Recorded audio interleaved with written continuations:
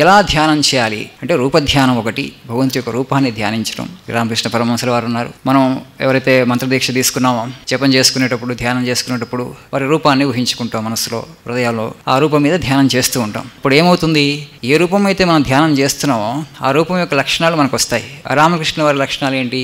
వ్యాకులత, సత్యనిష్టత, భగవద్భక్తి, వైరాగ్యం అవన్నీ కూడా మనకి సమకూరుతాయి. అలా సమకూరటం ద్వారా మనం భగవంతుని చేరుకుంటాం. అది రూపధ్యానం. నిరంతరం ఆయన రూపాన్ని ఊహించుకొని ధ్యానించగలుగుతామా? చేయలేం కదా.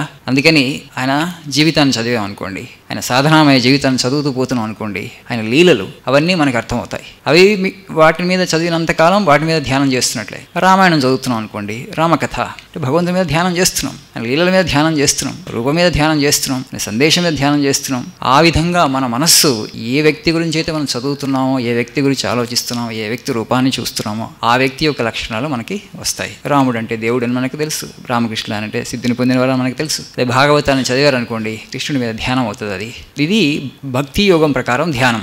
జ్ఞానయోగం అంటే మామూలుగా హృదయంలో భగవంతుని ఊహించుకొని నిరంతరం మనం ధ్యానం చేస్తూ ఉంటాం, లేకపోతే ఆయన సర్వాంతర్యామిగా భావించి అన్ని చోట్ల ఉన్నాడని అనుకోవటం. అది సో అన్నింటి ధ్యానాల కన్నా ఈ భక్తి యోగం ద్వారా ధ్యానం ఎందుకు తేలిక అవుతుందంటే, మనం మనుషులుగా ఉన్నంత కాలం, మనకి మనస్సు ఉన్నంత కాలం, మనకి రూపం ఉన్నంత కాలం, రూపం లేనటువంటి ఒక తత్వాన్ని, భగవంతుడు సర్వాంతర్యామి అంటే రూపం గురించి మాట్లాడలేదు మనం, రూపమైనటువంటిది ఏది కూడా సర్వాంతర్యామి అవ్వదు. రూపనామాలు దాటి ఉన్నది మాత్రమే సర్వాంతర్యామిగా ఉండగలుగుతుంది, అనంతంగా ఉండగలుగుతుంది. సో ఆ విధంగా ధ్యానం చేయటం అనేటువంటిది మనకి ఇప్పుడున్న ప్రస్తుత పరిస్థితుల్లో అంత తేలిక కాదు. అందుకనే భక్తి యోగం ప్రకారం ధ్యానం అంటే సగుణ సాకార రూప పరబ్రహ్మాన్ని ధ్యానించటం.